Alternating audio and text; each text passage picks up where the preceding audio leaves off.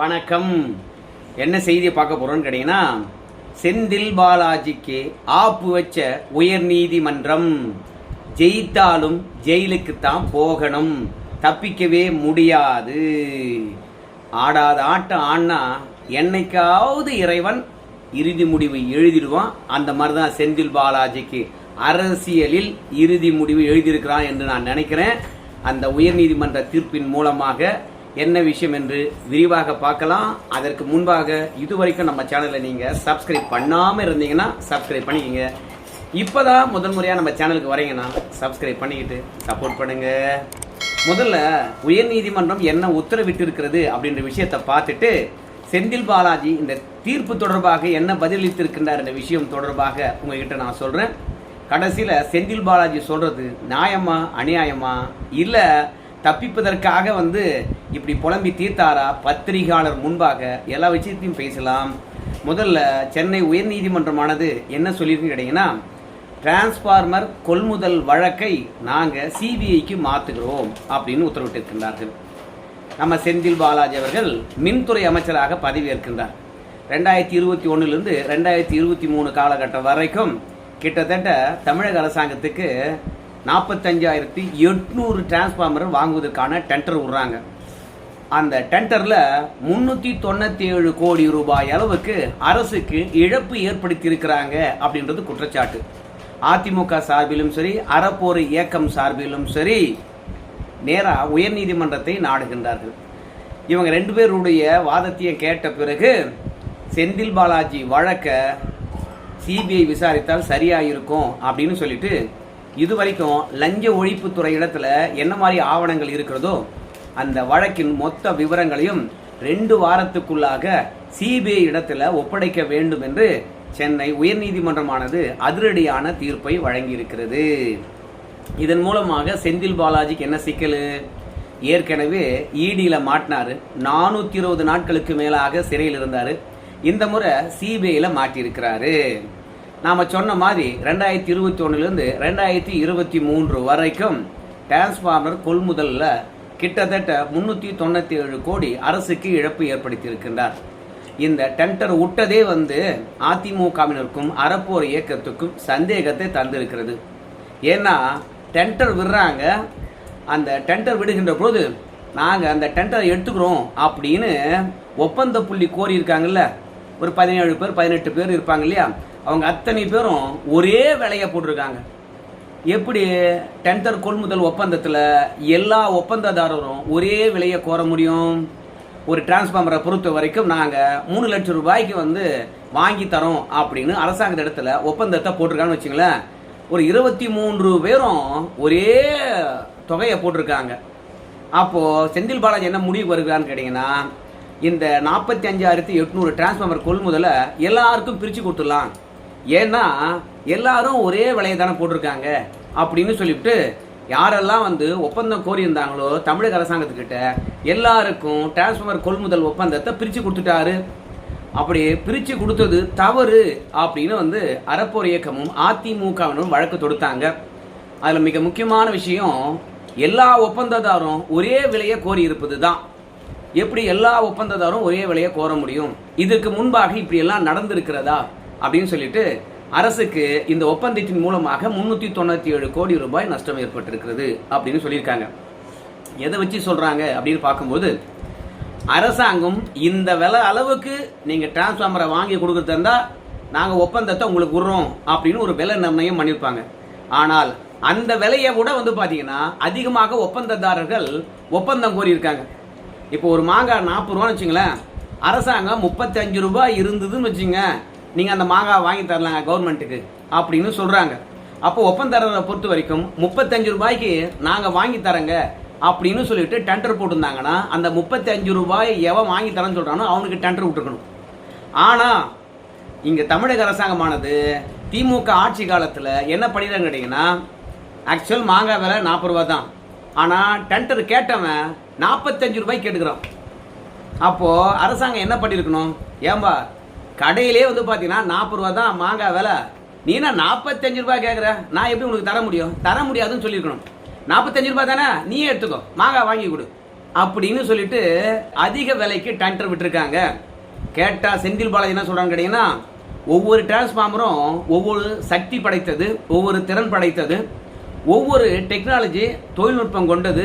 அதனால ஒவ்வொரு டிரான்ஸ்ஃபார்மருக்கும் வந்து பார்த்தீங்கன்னா விலை மாறுபடும். அதனால மற்ற மாநிலத்தில் வந்து கொள்முதல் பண்ணியிருக்காங்க குறைந்த விலையில, நம்ம மாநிலத்தில் மட்டும் ஏன் அதிக விலை கொடுத்து கொள்முதல் பண்ணியிருக்கீங்க? ஒப்பந்ததாரர் வந்து பார்த்தீங்கன்னா கொள்ளடிச்சிட்டாரு அரசாங்க பணத்தை அப்படின்னு சொல்லக்கூடாதுங்க.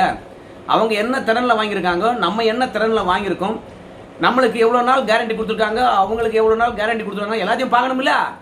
அதனால நம்ம டிரான்ஸ்ஃபார்மரை பொறுத்த வரைக்கும் அதிக விலை கொடுத்து வாங்கினது தப்பு இல்லை, நல்ல திறன் வாய்ந்தது அப்படின்னு வந்து செந்தில் பாலாஜி முட்டு கொடுக்குறாரு. ஆனால் நீதிமன்றம் என்ன கேட்குதுன்னு கேட்டீங்கன்னா, ஒரு டிரான்ஸ்ஃபார்மர் விலை என்பது அரசாங்கத்துக்கு அடக்க விலை 40 ரூபானா, அந்த 40 ரூபாய்க்கு நீ எவன் ஒத்து வரானா அவங்ககிட்ட தான் கொடுக்கணும், இல்லைன்னா டெண்டரை நிறுத்த வேண்டியது தானே. நீ திறன் அதிகமாக இருக்குது அப்படின்னு சொல்லுகின்ற போது அந்த திறனுக்கா நீ வந்து டெண்டர் விட்ட. இப்போ 400 குதிரை திறன் கொண்ட ஒரு டிரான்ஸ்ஃபார்மர் வாங்குறாங்கன்னா அந்த 400 குதிரை திறன் கொண்ட டிரான்ஸ்ஃபார்மர் விலை 40 ரூபா தான். அப்போ 400 மார்க்கெட்டில் என்ன விலை இருக்குது? அப்போது அந்த 400 குதிரை திறன் கொண்ட டிரான்ஸ்ஃபார்மர் விலையை விட நீங்கள் அதிக விலைக்கு விட்டுருக்கீங்க, சந்தேகமாக இருக்குது அப்படின்னு நீதிமன்றமானது கேட்டிருக்குது. அதிமுக காரங்க அதை சுட்டி காட்டியிருக்கின்றார்கள். அதனால செந்தில் பாலாஜியினுடைய வழக்கை சிபிஐ விசாரிக்கணும் அப்படின்னு சொல்லியிருக்கிறாங்க.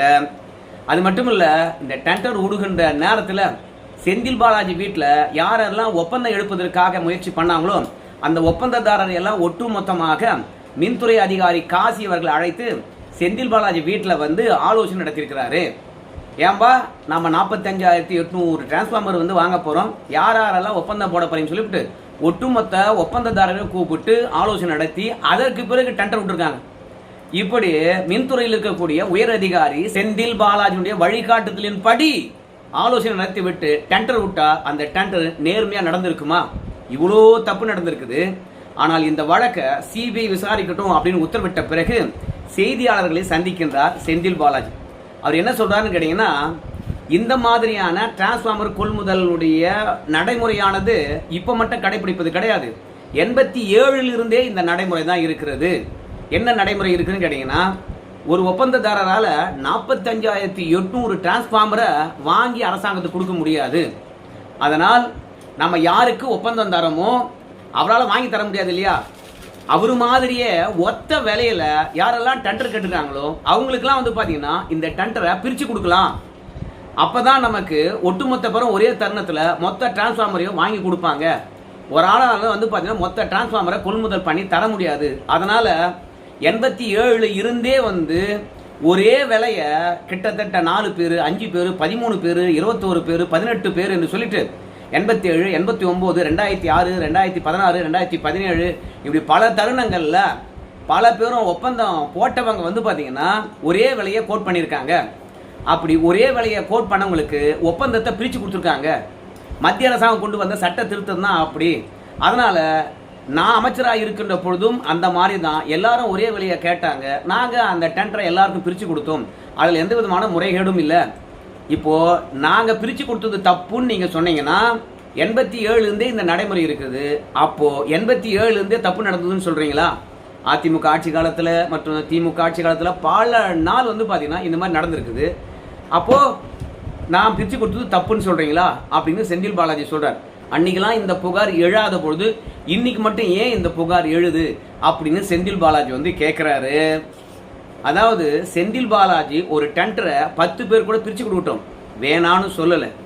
ஆனால் அதிமுக காரங்களும் அறப்போர் இயக்கமும் என்ன சொல்றான்னு கேட்டீங்கன்னா, எல்லாரும் ஒரே விலையை கோட் பண்ணது கூட தப்பு கிடையாது. ஆனால் அரசாங்கம் நிர்ணயித்த விலையை விட கூடுதல் விலைக்கு நீங்க டெண்டர் விட்டுருக்கீங்க, அது தப்பு.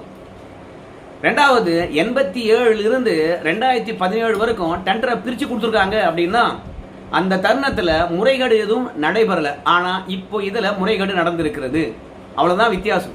இந்த உத்தரவுக்கு பிறகு செந்தில் பாலாஜி பேட்டியளிக்கின்ற போது என்ன சொல்றான்னு கேட்டீங்கன்னா, நாங்க வந்து இந்த டெண்டரை உருவதை பத்தி ஆலோசனை நடத்துறோமா, அப்புறம் இந்த டெண்டர் தொடர்பாக உயர் அதிகாரிகள் 2 பேரும் வந்து ஆலோசனை நடத்துறாங்களா, இதுல என்ன பிரச்சனை இருக்குன்னு சொல்லிட்டு அவங்க கூர்ந்து ஆராய்கின்றார்களா, அப்படின்னு நாங்கள் டெண்டரை ஒதுக்கினது தப்புன்னு வச்சுங்களேன்.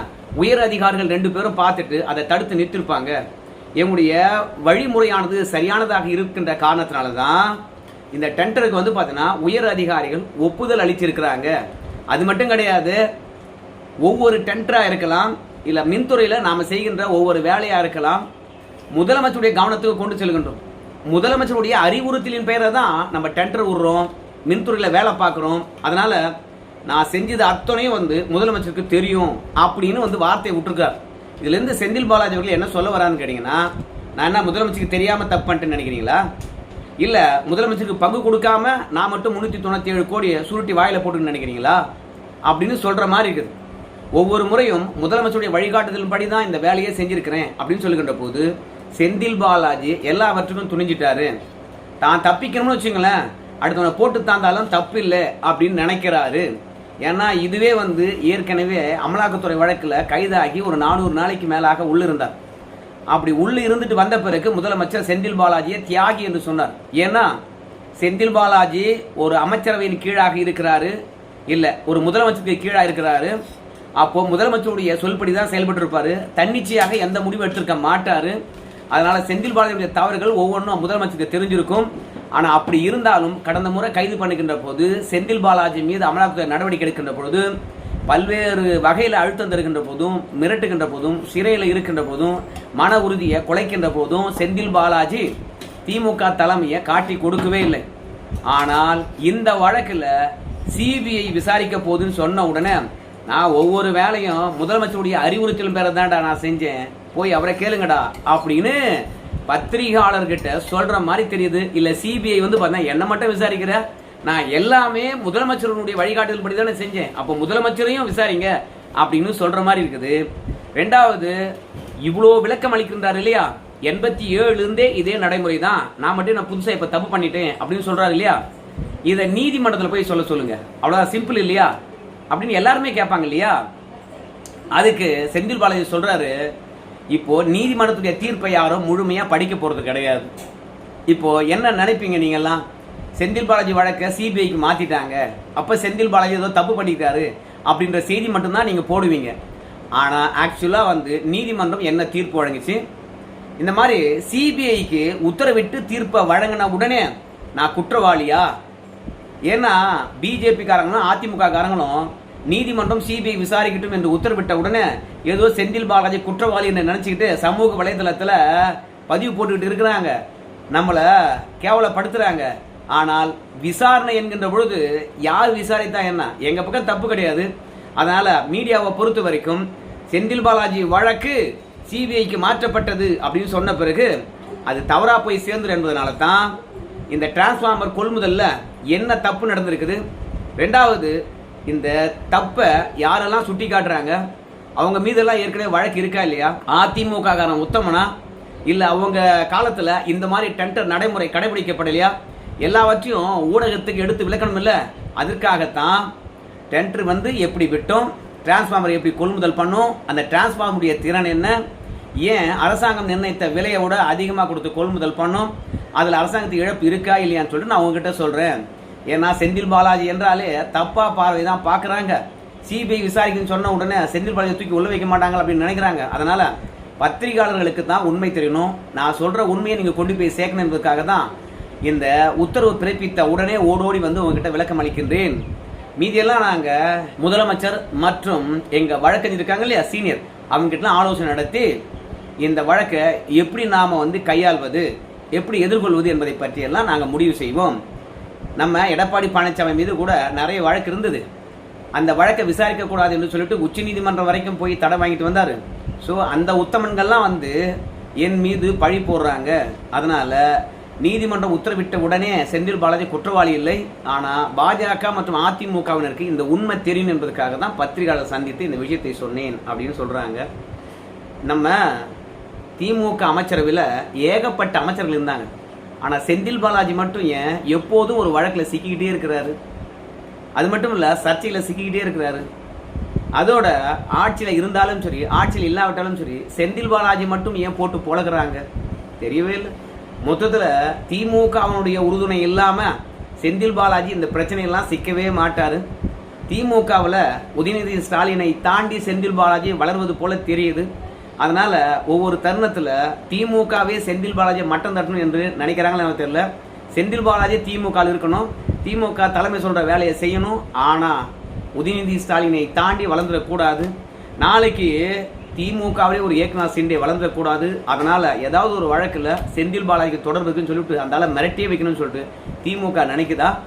ஏன்னா பொன்முடி வழக்கில் உச்சநீதிமன்றம் வரைக்கும் போய் தீர்ப்பை நிறுத்தி வச்சு மீண்டும் அமைச்சர் பதவி கொடுக்கின்ற அளவுக்கு கொண்டு வந்தாங்கப்பா. ஆனால் செந்தில் பாலாஜி மட்டும் எப்போதும் வழக்கில் சிக்கி சின்னாபனமாகிறார். அதுக்கு காரணம் செந்தில் பாலாஜியினுடைய அரசியல் வளர்ச்சி தான் சொல்றாங்க. உட்கட்சியிலே இந்த பூசல் இருப்பதனால தான் செந்தில் பாலாஜி மட்டும் சிக்க வச்சிடறாங்கன்றாங்க. உங்க கருத்து சொல்லுங்க. செந்தில் பாலாஜி இந்த தேர்தலில் வெற்றி பெற்றாலும் சிறை உறுதின்னு சொல்றாங்க. உண்மைதானா?